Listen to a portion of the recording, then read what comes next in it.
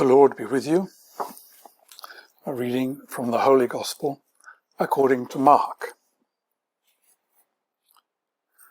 As soon as it was morning, the chief priests held a consultation with the elders and scribes and the whole council. They bound Jesus, led him away, and handed him over to Pilate.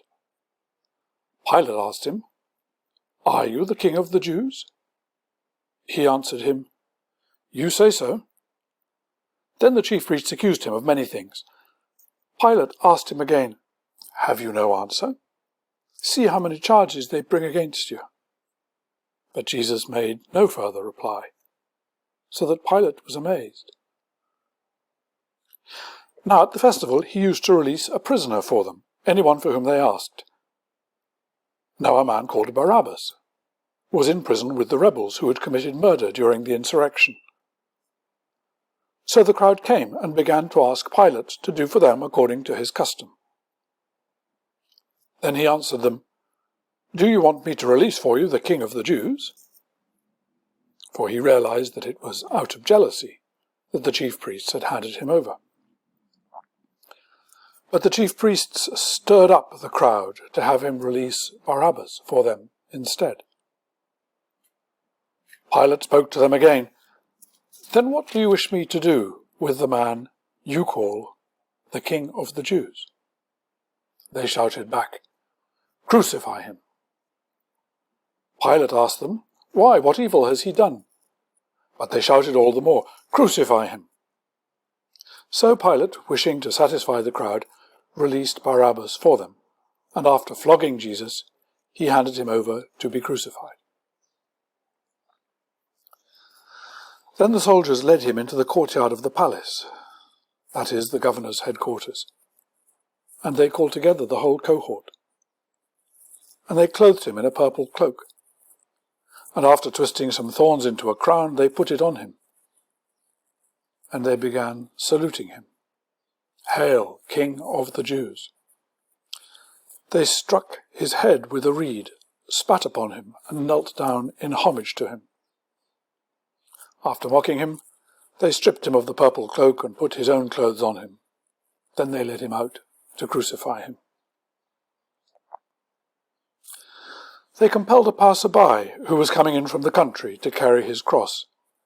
It was Simon of Cyrene, the father of Alexander and Rufus. Then they brought Jesus to the place called Golgotha, which means the place of a skull. And they offered him wine mixed with myrrh, but he did not take it. And they crucified him and divided his clothes among them, casting lots to decide what each should take. It was 9 o'clock in the morning when they crucified him. The inscription of the charge against him read, "The King of the Jews." And with him they crucified 2 bandits, one on his right and one on his left.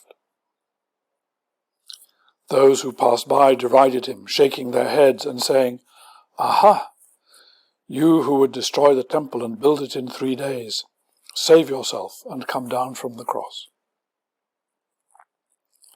In the same way the chief priests, along with the scribes, were also mocking him among themselves and saying, "Let the Messiah, the King of Israel, come down from the cross now, so that we may see and believe." Those who were crucified with him also taunted him. When it was noon, darkness came over the whole land until 3 in the afternoon. At 3 o'clock Jesus cried out with a loud voice, "Eloi, Eloi, lama sabachthani," which means, my God, why have you forsaken me?" When some of the bystanders heard it, they said, "Listen, he is calling for Elijah." And someone ran, filled a sponge with sour wine, put it on a stick and gave it to him to drink, saying, "Wait, let us see whether Elijah will come to take him down." Then Jesus gave a loud cry and breathed his last. And the curtain of the temple was torn in 2 from top to bottom. Now when the centurion who stood facing him saw that in this way he breathed his last, he said, Truly, this man was God's Son. This is the gospel of the Lord.